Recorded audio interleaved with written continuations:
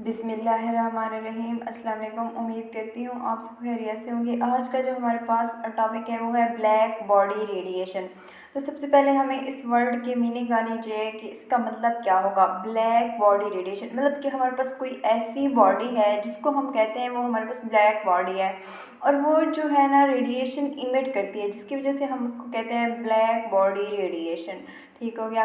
अब सबसे पहले हमारे पास एक टर्म है थर्मल रेडिएशन, उसका पता होना चाहिए, और ब्लैक बॉडी जो है ना उसकी डेफिनेशन का भी पता होना चाहिए।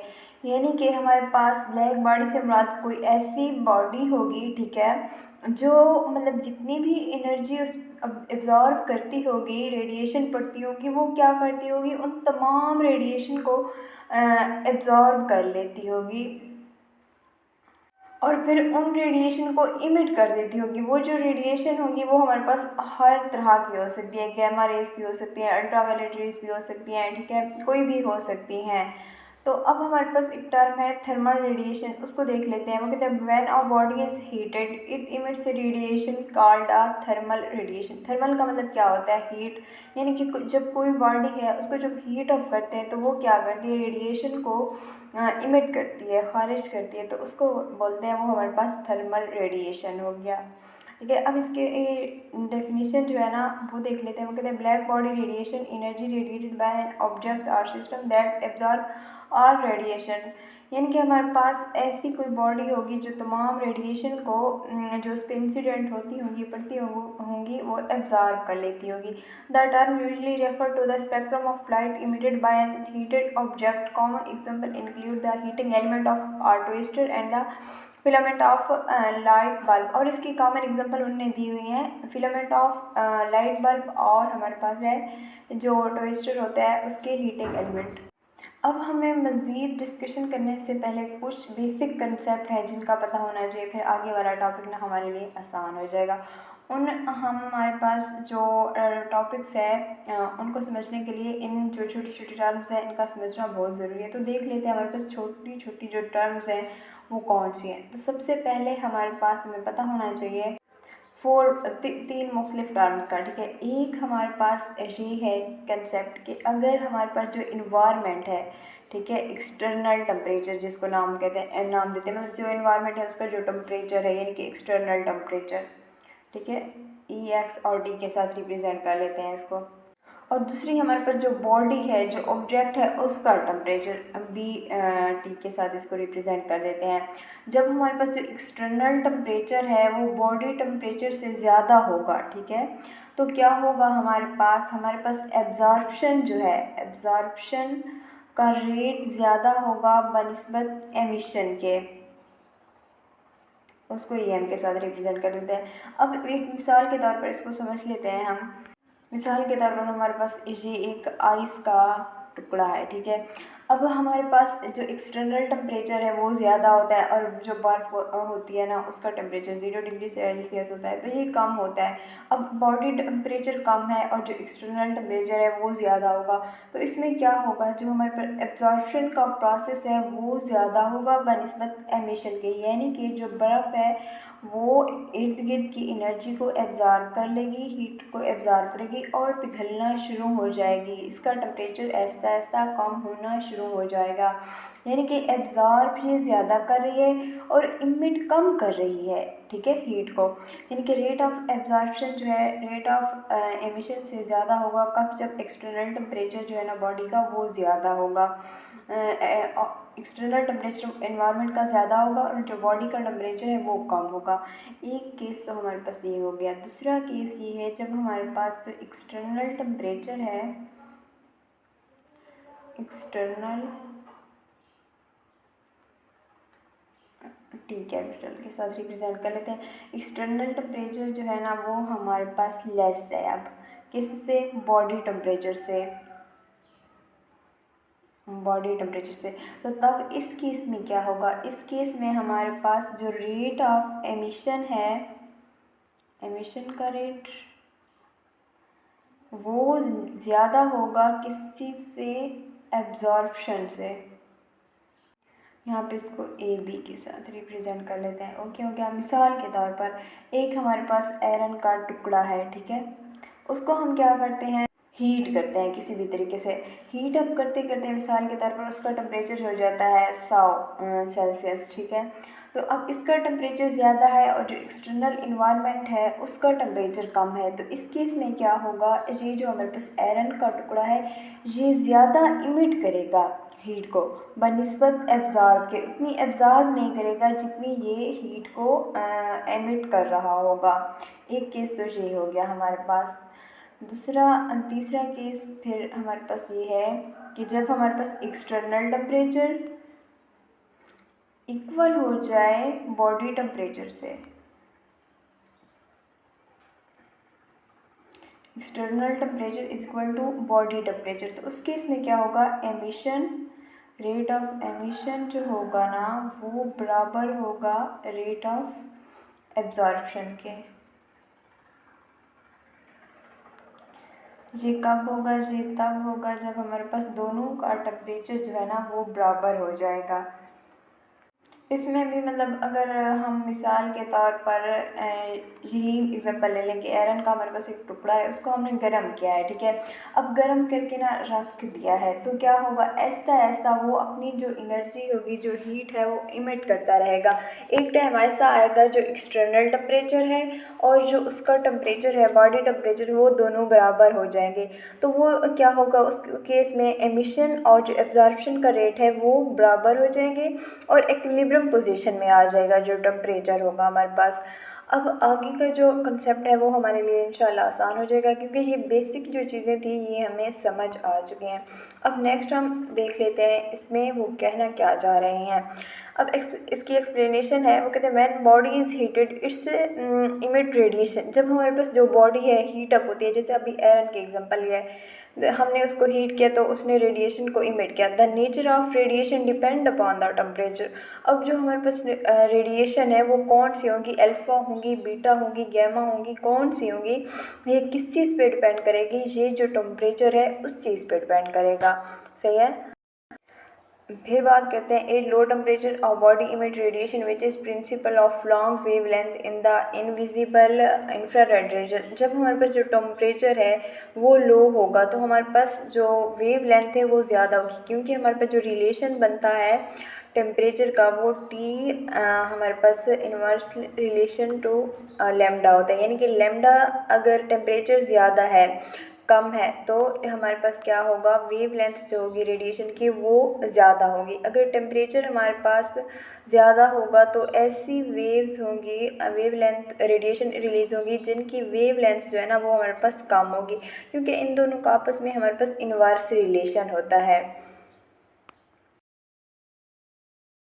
लीजिए जो हमारे पास 7 कलर्स होते हैं, red, orange, yellow, green, blue और वायलेट, तो इनकी जो हमारे पास वेव लेंथ होती है वो टेम्परेचर पे डिपेंड होती है। डिफरेंट जो कलर्स होते हैं उनकी जो वेव लेंथ होती है वो डिफरेंट तरह की होती है। मिसाल के तौर पर अगर हमारे पास जो रेड है, रेड की बात कर लें, रेड जो है इसकी जो वेव लेंथ है वो हमारे पास सबसे ज़्यादा होती है, ठीक है। वेव लेंथ अब इसकी ज़्यादा है तो वेव लेंथ और जो टेम्परेचर है उसका हमारे पास जो रिलेशन है वो इन्वर्स रिलेशन है, ठीक है, 1/λ। अब हमारे पास ये जो रेड कलर होता है उसकी जो वेव लेंथ है वो क्या है, वो हमारे पास कम है। वेव लेंथ कम होगी तो टेम्परेचर जो होगा ना लो होगा हमारे पास, ठीक है। इस तरीके से हमारे पास जो वायलेट कलर होता है उसकी जो हमारे पास वेव लेंथ होती है वो सबसे कम होती है, ठीक है। वेलवेट कलर की वी के साथ रिप्रेजेंट कर लेते हैं। इसकी जो हमारे पास वेव लेंथ है वो ज़्यादा होती है, सॉरी कम होती है, सबसे कम होती है। तो अब इसकी वेव लेंथ जो है ना वो कम है तो टेम्परेचर कितना होगा, ज़्यादा होगा या कम। वेव लेंथ क्या है, कम है तो टेम्परेचर क्या होगा, ज़्यादा होगा इसका। सही हो गया। इस तरह से जो हमारे पास एनर्जी और जो लैम्डा होता है, इनकी वेव लेंथ होती है, इनका भी आपस में हमारे पास इन्वर्स रिलेशन होता है। अगर लैम्डा जो है ना वो कम है, वेव लेंथ कम है, तो उसकी जो एनर्जी होगी वो सबसे ज़्यादा होगी। जो रेड कलर है ना उसकी वेव लेंथ ज़्यादा है तो अब क्या होगा, उसकी जो एनर्जी होगी वो सबसे कम होगी। तो हमारे पास ये किस चीज़ पे डिपेंड कर रहा होता है, ये टेम्परेचर पे डिपेंड कर रहा होता है। वही बात ये जो हम डिस्कस कर चुके हैं यहाँ पे, वही कह रहे हैं at high temperature the proportion of shorter wave length radiation increases, यानी कि जब हमारे पास टेम्परेचर हाई होगा तो शॉर्टर वेव लेंथ प्रोड्यूस होंगी।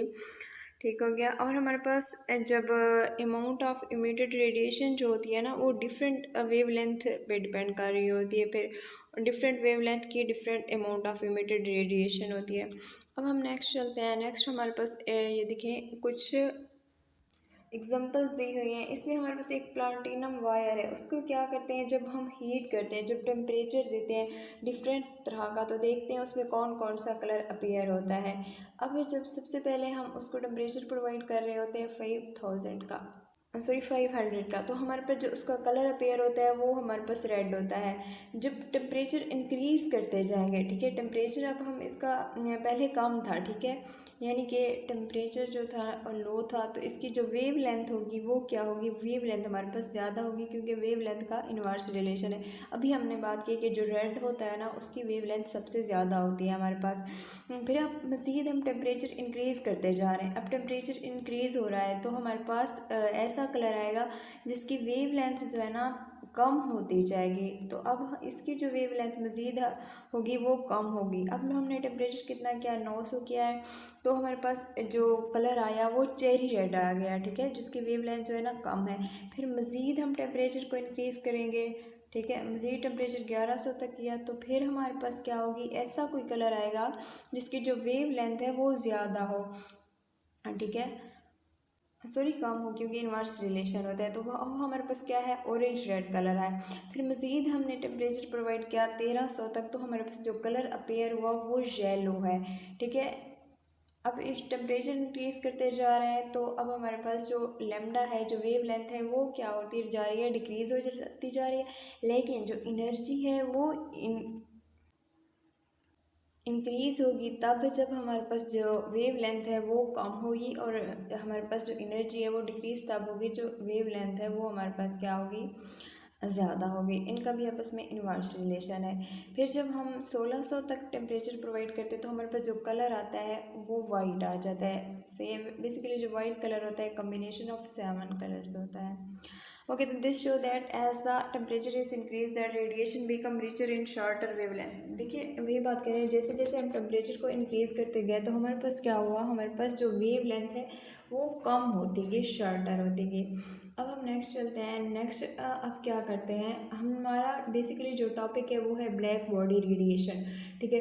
अब हमारे पास हम देखते हैं ये जो ब्लैक बॉडी होती है, क्या आया इसका कलर ब्लैक होता है, नो, इसका कलर ब्लैक नहीं होता, बल्कि ब्लैक का मतलब है, इसका मतलब है, हम तो समझते होते हैं ये एक कलर है ब्लैक, बेसिकली ये एक कलर नहीं है, इसका मतलब होता है एब्सेंट ऑफ लाइट, यानी कि जब हमारे पास लाइट ना हो तो तब हमारे पास क्या होता है, ब्लैक। जैसे रात हो तो उस टाइम क्या होती है, लाइट तो नहीं होती, फिर ब्लैक ब्लैक सा होता है ना, सारा अंधेरा होता है। तो इस वजह से ये जो हमारे पास ब्लैक है ये कलर नहीं है, बल्कि ये इसका मतलब है एब्सेंस ऑफ लाइट। अब हमें एक बात तो जहन में रखनी चाहिए, ये जो यहाँ वर्ड है ब्लैक बॉडी रेडिएशन, इसमें जो बॉडी होगी उसमें ये ब्लैक पहले पहले लिखा हुआ है ना, उसका मतलब ये नहीं होगा कि वह जो बॉडी होगी उसका कलर जो है ना रेड हो, सॉरी ब्लैक होना चाहिए। ब्लैक होना लाजमी नहीं है, बल्कि रेड भी हो सकता है, ग्रीन, येलो, कोई भी कलर हो सकता है। वैसे आम कंसेप्ट ये जो ब्लैक कलर होता है वो सबसे ज़्यादा रेडिएशन को एब्जॉर्ब करता है, गुड एब्जॉर्बर है। लेकिन यहाँ पे आप लोगों ने ये बात नहीं समझनी कि जो बॉडी है वो लाजमी कि ब्लैक होनी चाहिए, नहीं, ब्लैक नहीं होनी चाहिए, उसका कोई भी कलर हो सकता है। इसको हम एक मिसाल जो कॉमन है उस से समझ लेते हैं। जैसे हमारे पास सन हो गया, ठीक है। अब सन जो है ये बेस्ट एक एग्जांपल है ब्लैक बॉडी रेडिएशन की। क्यों? क्योंकि हमने कहा था जो हमारे पास बॉडी होती है, जब वो जितनी भी रेडिएशंस हो, ऑल टाइप ऑफ रेडिएशन को क्या करे, वो इमिट कर सकती हो। अब जो हमारे पास सन है, यहाँ पे भी तो डिफरेंट तरह की रेडिएशन होती है, अल्फ़ा होगी, गैमा होगी, ठीक है, इंफ्रारेड, विजिबल, अल्ट्रावायलेट, मतलब बहुत सारी रेडिएशन होती है, कम्बिनेशन ऑफ रेडिएशन होती है, कोई एक रेडिएशन तो नहीं होती। से तो ये बेस्ट एग्जांपल है हमारे पास। अब देखा जाए जो सन है इसका कलर हमारे पास वो तो नहीं होता, ब्लैक तो नहीं होता, बल्कि इसका कलर तो येलोइश होता है ना, ठीक है। तो इसका कलर जो है ना येल्विश है। ये लाजमी नहीं कि ब्लैक होना ज़रूरी होता है, ब्लैक नहीं हो सकता, ठीक है। क्योंकि देखिए अब सन जो है, ये स्टार्स हो गए, ये बेस्ट एग्जांपल है, क्योंकि इनमें हर टाइप ऑफ रिएक्शन जो होता है ना वो पाया जाता है। अल्फ़ा बीटा गैमा सारी रेज जो होती है ना वो क्या होती है, इमिट होती रहती हैं। तो ब्लैक बॉडी का एक तो ब्लैक होना लाजमी नहीं है, एक ये बात आप लोगों ने माइंड में रखनी है। दूसरा, हमने जब डेफिनेशन पढ़ी थी तो हमने कहा था when the body is heated it emits radiation. जब हमारे पास जो बॉडी होती है उस पर मतलब वो रेडिएशन को इमिट करती है। अब जो बॉडी होती है उस पर जितनी भी मतलब रेडिएशन पड़े वो सारी की सारी को ना एब्जॉर्ब कर ले, रिफ्लेक्ट ना करे। हमने ये जो ब्लैक बॉडी है ना उसके डेफिनेशन में पढ़ा था। अगर देखा जाए तो क्या आया रियल में कोई ऐसी ब्लैक बॉडी है जिसमें मतलब सारी की सारी जो रेडिएशन होती हैं उस पर इंसिडेंट होती हैं वो सारी की सारी एब्जॉर्ब हो जाए? नहीं, ऐसा रियल में नहीं होता। तो हम क्या करते हैं, हम मतलब कुछ हद तक तो एब्जॉर्ब कर सकते हैं लेकिन ज़्यादातर एब्जॉर्ब नहीं कर सकती। फिर हम क्या करते हैं, एक मतलब आइडियल ब्लैक बॉडी बना लेते हैं। आइडियल से मतलब जो हकीकत में प्रेजेंट ना हो, ठीक है, लेकिन वो एक हमारे पास इस तरीके से अगर हम कर लें तो हो सकता है कि वो सारी रेडिएशन को ना एब्जॉर्ब कर ले। अच्छा, ब्लैक बॉडी कैसे बनाएंगे हम? सबसे पहले हमारे पास एक ब्लॉक है, ठीक है, उसके अंदर क्या करते हैं, ऐसे केवटी नुमा सी शेप है, ठीक है, वो रख देते हैं और उसमें एक छोटा सा ना होल है। फिर क्या करते हैं, ये जो हमारे पास केवटी है इसको लैम्प ब्लैक कर देते हैं। लैम्प ब्लैक से क्या मतलब, जैसे मोमबत्ती वगैरह का धुआं इसके करीब लगाएंगे तो ये ब्लैक हो जाएगी, मतलब धुएं की वजह से जो ब्लैक हो जाए तो उसको नाम देंगे ब्लैक, लैम्प ब्लैक का, ठीक है। इस तरीके से इसको ब्लैक किया जाता है। फिर क्या करती है, और इसको एक गुड एब्जॉर्बर किया जाता है। जब रेडिएशंस इसमें इंटर होती हैं ये मतलब रिफ्लेक्ट होती हैं इनसाइड, लेकिन यहाँ पे होता है क्या, यहाँ पे इसकी जो सॉफ्ट होती है ना ये स्मूथ नहीं होती, इसे रफ टाइप सी होती है। अब रेडिएशन इंटर हुई तो यहाँ पे पड़ी, अब यहाँ से रिफ्लेक्ट होगी तो कहाँ जाएगी, वो यहाँ से, फिर यहाँ से रिफ्लेक्ट तो यहाँ पे, मतलब उस बॉडी के अंदर ही रहेंगी, बाहर नहीं जाएंगी। सही हो गया। और मतलब कोई भी वो नहीं होगी जो उससे बाहर जा सके। फिर इसलिए हम इसको क्या कहते हैं, ये हमारे पास आइडियल ब्लैक बॉडी है। और ये जो आइडियल ब्लैक बॉडी होती है ये मतलब एक अच्छा रेडिएटर भी होती है और एक अच्छी एब्जॉर्बर भी होती है हमारे पास, मतलब सारी रेडिएशन को एब्जॉर्ब कर लेती है और रेडिएट भी करती है। ये हमारे पास क्या था, एक आइडियल ब्लैक बॉडी किस तरीके से हम बना सकते होते हैं। अब यहाँ पे सारी की सारी वही बातें लिखी हुई हैं जो हमने डिस्कस की हैं, पढ़ लेते हैं। वो कहते हैं in order to understand the distribution of radiation emitted from a hot body we consider a non reflecting object such as solid that है is a hollow cavity with it. यानी कि जो हमारे सब्जेक्ट होगा वो नॉन रिफ्लेक्टिंग होना चाहिए, कोई भी हो सकता है, वो उस पर एक हॉलो केविटी बनाते हैं।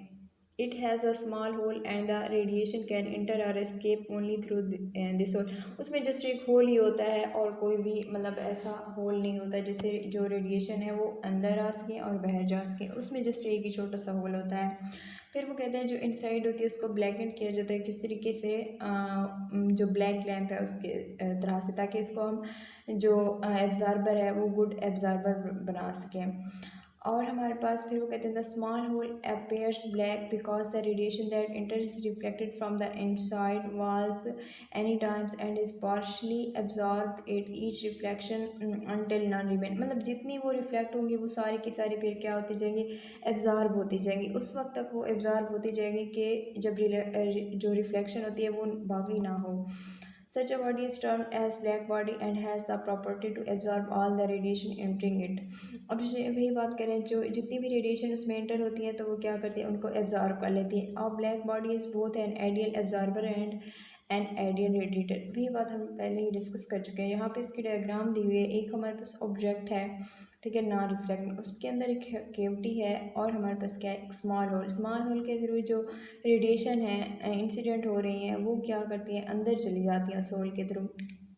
फिर क्या होता है, जहाँ पे देखिए ये वापस एक दूसरे के साथ रिफ्लेक्ट हो रही हैं, देखिए यहाँ पे पड़ी तो यहाँ से रिफ्लेक्ट हुई, यहाँ पे गई, यहाँ से रिफ्लेक्ट हुई, तो फिर यहाँ पे इस तरीके से वापस उसी बॉडी में ही वो रहेंगी। जो इंटरनल कैविटी है, ये हमारे पास एब्जॉर्प्शन का प्रोसेस है। फिर हमारे पास जो एमिशन होती है रेडिएशन की, वो किस तरीके से होती है। यहाँ पे देखिए स्मॉल होल है, तो इसके ज़रिए क्या हो जाएंगी, ये वो हो जाएंगी, उससे रिलीज़ हो जाएंगी, एस्केप हो जाएंगी बाहर से। ठीक है, ये हमारे पास एमिशन का प्रोसेस है। अब हम नेक्स्ट चलते हैं। नेक्स्ट हमारे पास है इंटेंसिटी डिस्ट्रीब्यूशन डायग्राम। ठीक है, इसमें हमारे पास दो पर्सन थे, ल्यूमर एंड प्रेनशम।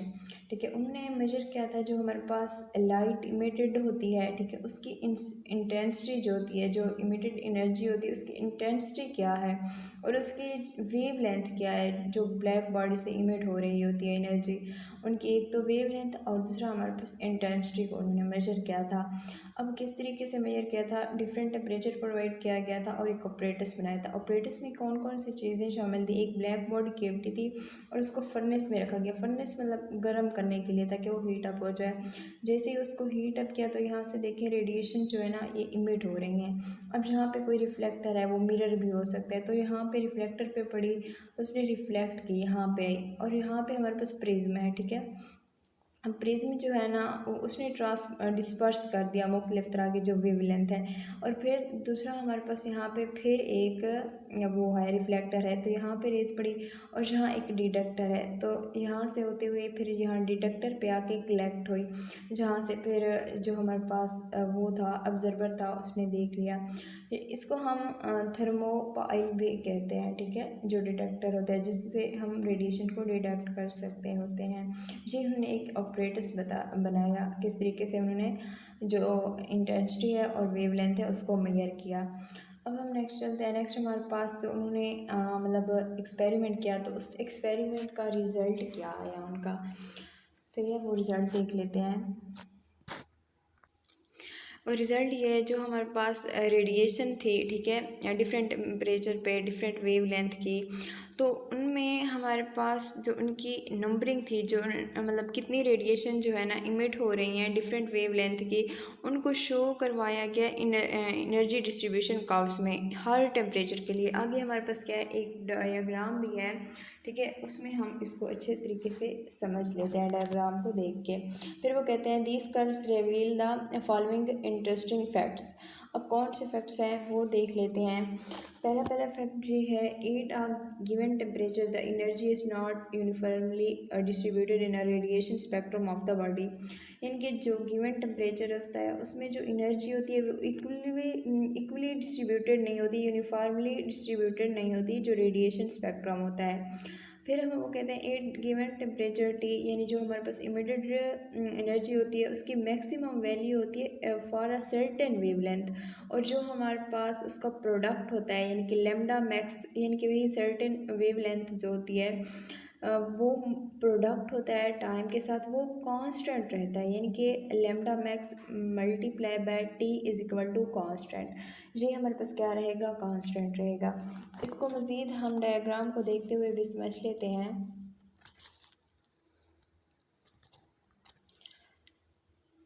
अब सबसे पहले हम क्या करते हैं, इसको समझ लेते हैं ताकि हमें वो सारे जो कंसेप्ट हैं वो अच्छे से समझ आ जाए। तो अब यहाँ पे देखें, ये जो हमारे पास एक्स एक्सिस है इसमें रखा गया वेवलेंथ को, और जो वाई एक्सिस है उसमें रखा गया इंटेंसिटी को। ठीक है, यहाँ पे वेवलेंथ और यहाँ पे इंटेंसिटी। और वेवलेंथ जो है ना वो 0 से लेकर 6 तक है हमारे पास, वो 0 भी हो सकती है, 2, 3, 4, 5, 6 इस तरीके से। फिर हमने क्या किया, हमने टेम्परेचर प्रोवाइड किया। टेम्परेचर वो डिफरेंट था क्योंकि उन्होंने जो एक्सपेरिमेंट किया था वो डिफरेंट टेम्परेचर था। अब सबसे पहले जब हमने टेम्परेचर दिया 1000 का, ठीक है, 1000 केल्विन का, तो हमारे पास ये कर्व आई इस तरीके से, ये वाली कर्व हमारे पास सामने आई। अब इस कर्व में हो क्या रहा है हमारे पास, ये देख लेते हैं।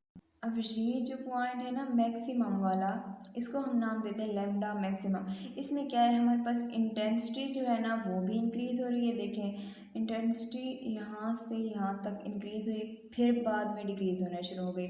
और हमारे पास जो वेव लेंथ है इसमें इंक्रीज़ हो रही है 1 से लेकर 5 तक, पहले 1 थी, 2 3 4 5 6, यानी कि ये वेव लेंथ इसमें इंक्रीज़ हो रही है। टेम्परेचर जब हमारे पास क्या था 1000 था, तो हमारे पास जो वेव लेंथ है वो यहाँ से लेकर यहाँ तक, और लेमडा मैक्सिमम की जो वैल्यू है इसको हम बोलते हैं, ये लेमडा मैक्सिमम की वैल्यू है, ठीक है, जो उनकी पीक वो वाला पॉइंट होता है, तो उसको हम बोलते हैं लेमडा मैक्सिमम। और उसकी जो हमारे पास इंटेंसिटी है वो भी पहले इंक्रीज़ हुई, बाद में डिक्रीज़ होना शुरू हुई। अब बाद में क्या क्या हमने टेम्परेचर बढ़ा दिया। अब टेम्परेचर जब बढ़ाया तो क्या हुआ हमारे पास, वो देख लेते हैं। अब ये जो जब टेम्परेचर बढ़ाया तो ये हमारे पास कर्व आई। अब ये कर्व क्या रिप्रेजेंट कर रही है ये देख लेते हैं। अब उसमें वेव लेंथ जो है ना, वेव लेंथ सेम इंक्रीज़ हुई है 1 से लेकर 5 तक, ये वेव लेंथ इंक्रीज़ हुई है। अब इंटेंसिटी देख लेते हैं, इंटेंसिटी भी सेम, मतलब पहले देखें यहाँ पे यहाँ तक इंक्रीज़ हुई इंटेंसिटी, बाद में ये डिक्रीज़ होना शुरू हो गई इंटेंसिटी इसकी, सही है। अब हमारे पास यहाँ पे ये वाला जो पॉइंट है ये क्या है, लेमडा मैक्सिमम है। लेमडा मैक्सिमम का मतलब ये है कि हमारे पास इसमें ये एक सर्टेन वेव लेंथ है जिसमें मैक्सिमम जो इंटेंसिटी होती है उसकी वैल्यू जो होती है वो सबसे ज़्यादा होती है, और यहाँ पे आके इस पॉइंट पे आके जो एनर्जी होती है वो मतलब ज़्यादा वो कर रही होती है, रेडिएट कर रही होती है, सही हो गया। अब टेम्परेचर मज़ीद बढ़ाया तो टेम्परेचर के मज़ीद बढ़ाने से क्या हुआ, वेव लेंथ सेम वही इंक्रीज़ हो रही है, और जो इंटेंसिटी है मतलब डिक्रीज़ हो रही है। पहले इंक्रीज़ होती है और बाद में क्या होती है, डिक्रीज़ होना शुरू हो जाती है। फिर इस तरीके से उनकी जो लेमडा मैक्सिमम की वैल्यू है ये है, और ये जब टेम्परेचर हमने 1650 तक क्या किया तो ये वाली जो है ना, ये यहाँ से लेकर यहाँ तक ये हमारे पास क्या है, लेमडा मैक्सिमम है, सही हो गया। और हमारे पास यहाँ भी जो इंटेंसिटी है पहले इंक्रीज़ हुई, सही है, बाद में डिक्रीज़ होना ऐसा ऐसा शुरू हुई। पहले इंक्रीज़ हो रही है ये देखें, और बाद में से डिक्रीज़ होना शुरू हो रही है, सही हो गया। ये हमारे पास क्या था, इनका ग्राफ था। अब जो हमने रिलेशन देखे थे वो यहाँ पे देख लेते हैं। टी हमने कहा था इनके टेम्परेचर जो है उसका लेमडा के साथ इनवर्स रिलेशन है, सही है। अब देखें टेम्परेचर था हमारे पास 1000, तो हमारे पास जो लेमडा है वो यहाँ तक है, सही है। फिर हमने क्या किया, टेम्परेचर मज़ीद इंक्रीज़ कर दिया, सही है। और फिर हमारे पास जो वेव लेंथ है वो ये वाली थी। तो इससे क्या शो रहा है, देखिए यहाँ पे हमारे पास जो लेमडा मैक्स की वैल्यू वो इंक्रीज़ कर रही है। पहले ये वाली थी तो बाद में ये वाली, यहाँ पे फिर ये वाली, फिर ये वाली। लेमडा मैक्सिमम की जो वैल्यू है वो हमारे पास टेम्परेचर के इंक्रीज़ करने से इंक्रीज़ होती जा रही है, सही हो गया। फिर हमारे पास एक रिलेशन था कि जो मतलब लेमडा है उसका फ्रीक्वेंसी के साथ रिलेशन देखें तो वो हमारे पास था इनवर्स, यानी कि फ्रीक्वेंसी हमारे पास कम तो जो फ्रीक्वेंसी है वो भी कम, और फ्रीक्वेंसी और जो सॉरी अगर लेमडा कम तो फ्रीक्वेंसी ज़्यादा, और फ्रीक्वेंसी और जो एनर्जी है उसका डायरेक्ट रिलेशन, ठीक हो गया। अब फ्रीक्वेंसी अगर हमारे पास लेमडा अगर कम है, ठीक है, टेम्परेचर अगर सबसे पहले हमारे पास कम है तो क्या होगा, लेमडा जो है वो ज़्यादा होगा। अगर लेमडा ज़्यादा है तो फ्रीक्वेंसी कम होगी, अगर फ्रीक्वेंसी कम है तो एनर्जी क्या है हमारे पास ज़्यादा हो जाएगी। इस तरीके से उन्होंने क्या किया, उन्होंने एनर्जी भी फाइंड आउट की, और हमारे पास जो मतलब डिफरेंट तरह की वेव लेंथ थी उनको मतलब ऑब्जर्व किया टेम्परेचर डिफरेंट रखते हुए। अब यहाँ पे सारी जो थ्योरेटिकल बातें हैं उनको देख लेते हैं, ठीक है, यहाँ तक तो हो गया था। अब नेक्स्ट हमारे पास वो कहते हैं the value of the constant known as Wien's constant is about 2.9 10⁻³ है यहाँ पे, ठीक है, 10⁻³ अच्छा, this is this the equation means that as t increases lambda maximum shift to shorter wavelength। अब वो कह रहे हैं कि हमारे पास इसका मतलब क्या है, जब टेम्परेचर जो है ना वो हमारे पास इंक्रीज़ होगा, ठीक है, तो क्या होगा, जो लैम्डा मैक्स है उसकी जो मतलब वेव लेंथ होगी वो क्या होगी, हमारे पास शार्टर होती जाएगी, वेव लेंथ शार्टर होती जाएगी, और जो हमारे पास टेम्परेचर है वो जब इंक्रीज़ होगा तो इस केस में। फिर हमारे पास एक है radiation intensity varies with wavelength, यानी कि हमारे पास जब वेवलेंथ है वो चेंज होती रही है तो रेडिएशन इंटेंसिटी जो है ना वो किस तरीके से चेंज हुई है, इसको ये देख लेते हैं। अब वो कहते हैं all for all wavelength an increase in temperature cause an increase in energy emission. वही अभी बात करें, टेम्परेचर इंक्रीज़ हुआ था, अभी हमने रिलेशन देखा था जहाँ पे फिर देख लेते हैं टेम्परेचर का इन्वर्स रिलेशन है किसके साथ, लैम्डा के साथ, और लैम्डा और फ्रीक्वेंसी जो है ना उनका भी इन्वर्स रिलेशन है, फ्रीक्वेंसी और लैम्डा। चलें फिर हमारे पास फ्रीक्वेंसी और एनर्जी का डायरेक्ट रिलेशन है। यहाँ देखें अब टेम्परेचर उन्होंने क्या क्या अगर किया है इंक्रीज़ तो लैम्डा होगा डिक्रीज़, ठीक है, लैम्डा हुआ डिक्रीज़ तो फ्रीक्वेंसी हुई इंक्रीज़, अब फ्रीक्वेंसी हुई इंक्रीज़ तो क्या हो गई, एनर्जी भी होगी इंक्रीज़। सो टेम्परेचर के बढ़ाने से क्या होगा, हमारे पास जो एनर्जी है वो इंक्रीज़ होगी। अभी हमने ये इस बात को साबित किया है, यहाँ भी यही कुछ लिखा हुआ है। फिर वो कहते हैं the radiation intensity increase with increase in wavelength and a particular wavelength lambda max it has a maximum value, यानी कि यहाँ पे जो उसकी वैल्यू होती है वो मैक्सिमम होती है। With further increase in wavelength the intensity decrease, अब वेवलेंथ जैसे ज़्यादा इंक्रीज हुई तो क्या हुआ हमारे पास वो इंटेंसिटी जो है ना वो डिक्रीज़ होना शुरू हुई। जैसे हमने ग्राफ में देखा था, हमारे पास ग्राफ जो था ना वो इस तरीके से आ रहा था, इस तरीके से। यहाँ पे देखिए अब वो जो है हमारे पास वेव लेंथ इंक्रीज़ हो रही है, यहाँ पे ऐसे नहीं था, थोड़ा ऐसे था। यहाँ पे देखिए अब हमारे पास जो वेव लेंथ है वो इंक्रीज़ होती जा रही है, लेकिन इंटेंसिटी जो है ना उसने डिक्रीज़ होना शुरू कर दिया है। पहले इंक्रीज़ होती रही, यहाँ से लेकर तो इंक्रीज़ है, लेकिन बाद में उसने डिक्रीज़ होना शुरू कर दिया। ओके हो गया, अब ये बात कर रहे हैं। अब फिर कहते हैं फिर हमारे पास है area under energy distribution curve, ठीक है, the area under each curve represent the total energy. अब जो हमारे पास एरिया था हर कर्व का वो क्या रिप्रेजेंट कर रहा था कि कितनी एनर्जी जो है ना वो रेडिएट हुई है पर सेकंड पर स्क्वायर मीटर के हिसाब से, यानी कि ये जो था ये मतलब ये इसका क्या मतलब है, ये किस चीज़ को रिप्रेजेंट कर रहा था, ये टोटल एनर्जी को रिप्रेजेंट कर रहा था जो रेडिएट हुई है पर सेकंड पर स्क्वायर मीटर के हिसाब से, जितनी भी मतलब वेव लेंथ की थी वो उसी पर्टिकुलर टेम्परेचर पे। फिर हमारे पास टेम्परेचर इंक्रीज़ हुआ तो कुछ इस तरीके से हमारे पास बनी, तो उस ये जो थी अब इसकी रिप्रेजेंट कर रही थी उसी टेम्परेचर पे, यानी कि वो जो टेम्परेचर था वो हमारे पास क्या था 1260 था, हाँ जी। तो वहाँ पे जो हमारे पास क्या था बढ़ी थी लैम्डा मैक्स की वैल्यू, तो ये रिप्रेजेंट कर रही है कि इसमें हमारे पास एनर्जी जो है ना वो इतनी रेडिएट हुई है। इस तरीके से जो हर कर्व है वो रिप्रेजेंट कर रही थी। फिर वो कहते हैं it is found that area is directly proportional to the fourth power of Kelvin temperature T. जो हमारे पास वो है एनर्जी है वो डायरेक्टली प्रोपोर्शनल किस चीज़ के है, टी की पावर 4 के। सही है, हो गया, इसके डायरेक्ट रिलेशन है इसके साथ। फिर ये हमारे पास जो डायरेक्ट रिलेशन है तो उसको ख़त्म करने के लिए प्रोपोर्शनल को क्या करते होते हैं, हम कोई कांस्टेंट लगाते हैं, तो कांस्टेंट यहाँ पे सिग्मा लगाएंगे तो हमारे पास क्या आएगा, E is equal to sigma T4 हो गया। यहाँ पे टी जो है ना वो हमारे पास कैपिटल है, ठीक है, टी की पावर 4 के बराबर होती है जो एनर्जी होती है रेडिएट कर रही होती है। फिर वही हमारे पास यहाँ पे ग्राफ आ गया, जहाँ पे अब देखा जाए कि ये जो हमारे पास एनर्जी रेडिएट हुई वो किसकी पावर, जो वो हमारे पास था टी है, ठीक है, तो उसके डायरेक्टली प्रोपोर्शनल है किस चीज़ के, fourth power of absolute temperature, यानी कि जो एनर्जी जो है ना वो रिलीज़ हुई है। तो इस ग्राफ को हमने पहले ही समझ लिया है।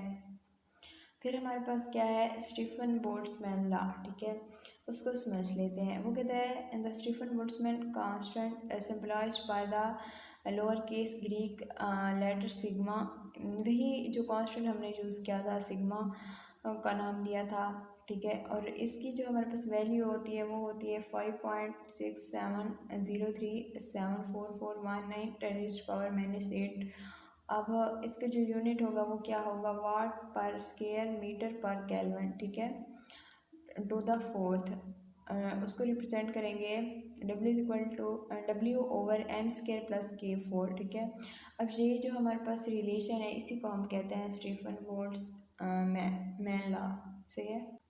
लास्ट बात यहाँ पे लेक्चर एंड हो चुका है, लास्ट बात बस डिस्कस कर लेते हैं। हमारे पास एक रिलेशन था lambda max multiply by T is equal to constant. तो ये जो इक्वेशन है ना, ये कोई आम इक्वेशन नहीं है। इसी इक्वेशन को यूज़ किया गया था, क्या होता है, जो हमारे पास सन है उसका टेम्परेचर फाइंड आउट करने के लिए। सन का टेम्परेचर जो है ना वो है 5800 केल्विन, ठीक हो गया।